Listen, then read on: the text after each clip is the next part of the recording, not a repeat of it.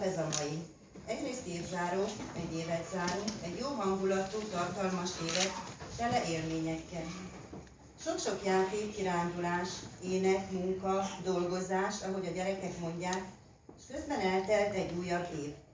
És ha már a számadásoknál tartunk, 3 együtt töltött év.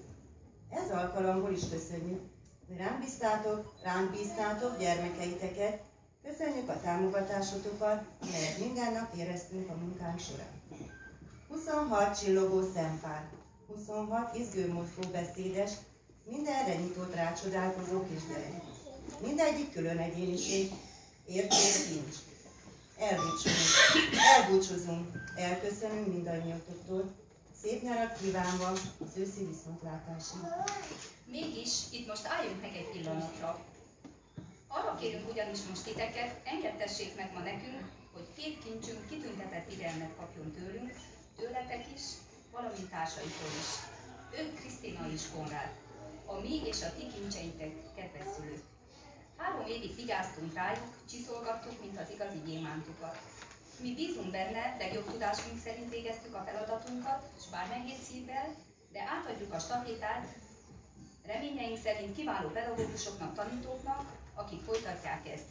Hiszen napok kérdése, és el kell engednünk a kezüket. Megnőttek, megügyesedtek, okosodtak, előléptek iskolásokká.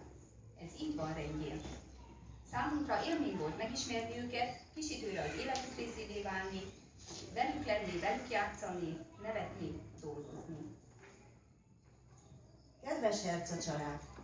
Nóci kezét 3 évvel ezelőtt nehéz szívvel engedtük el ugyan,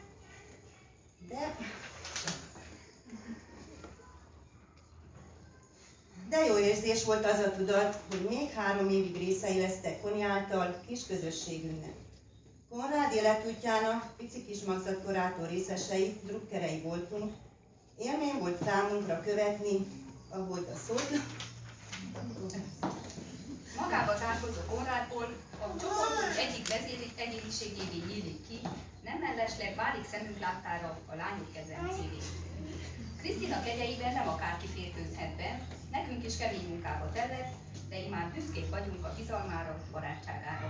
Kedves Császár-Pál család! 20 éves pályafutásunk alatt ti vagytok az egyetlen család, akiknek mindhárom gyereke a mi csoportunkba járnak közibe. Köszönjük ezt a bizalmat tőletek, és ha úgy adódik, szívesen látjuk a növekvést. Azt gondoljuk, bár minden változás nehéz, de egyben boldogság is. Egy fejlődési szint, melyet meglépett a gyermekünk. Ünnepeljünk, köszöntsük hát azokat, akik elköszönnek ma tőlünk, továbbá azokat, akik még egy évet itt lesznek velünk.